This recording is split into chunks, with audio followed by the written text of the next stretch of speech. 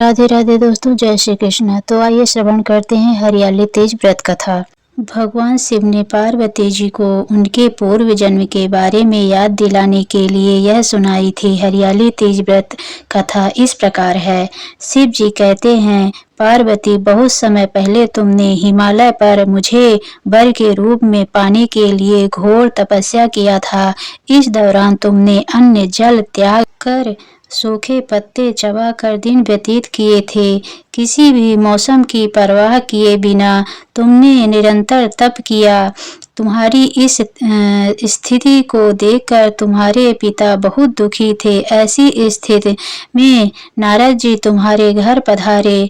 जब तुम्हारे पिता ने नारद जी से उनके आगमन का कारण पूछा तो नारद जी बोले, हे गिरिराज, मैं भगवान विष्णु के भेजने पर यहाँ आया हूँ।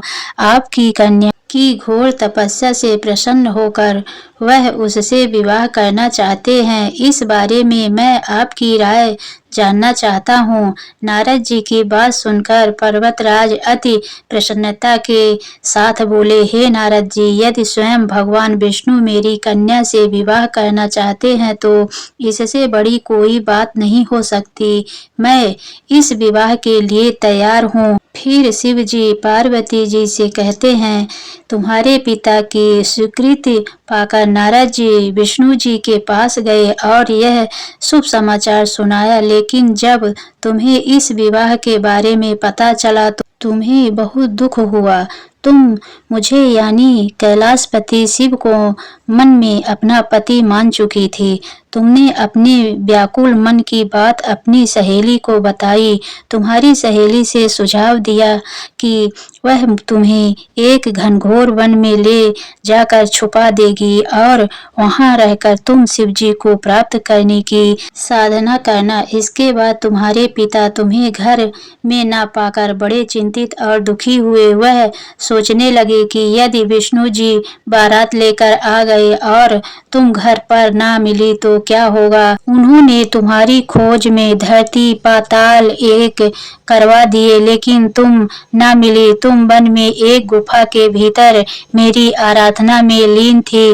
भाद्रपद तृतीय शुक्ल को तुमने रेत से एक शिवलिंग का निर्माण कर मेरी आराधना की, जिससे प्रसन्न होकर मैंने तुम्हारी मनोकामना पूर्ण की। इसके बाद तुमने अपने पिता से कहा कि पिताजी, मैंने अपने जीवन का लंबा समय भगवान शिव की तपस्या में बिताया है और भगवान शिव मेरी तपस्या से प्रसन्न होकर मुझे स्वीकार भी कर लिए हैं।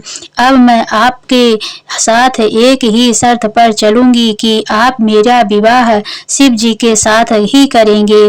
पर्वतराज ने तुम्हारी इच्छा स्वीकार कर ली और तुम्हें घर वापस ले गए। कुछ समय बाद उन्होंने पूरे विधि विधान से हमारा विवाह किया।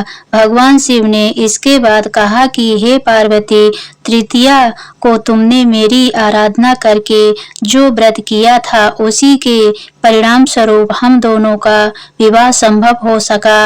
इस व्रत का महत्व यह है कि मैं इस व्रत को पूर्ण निष्ठा से करने वाली प्रत्येक स्त्री को मनोवांछित फल देता हूँ। भगवान शिव ने पार्वती जी से कहा कि इस व्रत को जो भी स्त्री पूर्ण श्रद्धा से करेगी उसे तुम्हारी तरह अचल सुहाग प्राप्त होगा। तो बोलिए भोलेनाथ की जय। गौरा पार्वती माता की जय।